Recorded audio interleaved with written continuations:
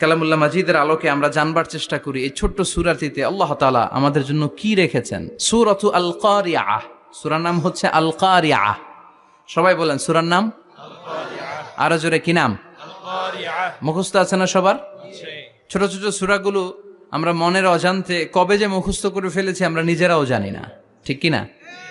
মসজিদে যখন যাই, দাদার হাত ধরে বাবার হাত ধরে ছোটবেলা যখন যেতাম, ইমাম সাহেবের কণ্ঠে কেরাত শুনতে শুনতে ছোট ছোট সূরাগুলো শুনতে শুনতে কবে যে আমাদের মুখস্থ হয়ে গেছে আমরা নিজেরাও টের পাইনি। সুবহানাল্লাহ পড়েন। এই সূরাটা এমন একটা সূরা আমাদের অনেকেরই মুখস্থ আছে। এই সূরাটা মাক্কি সূরা। কি সূরা? সবাই বলেন আরো জোরে।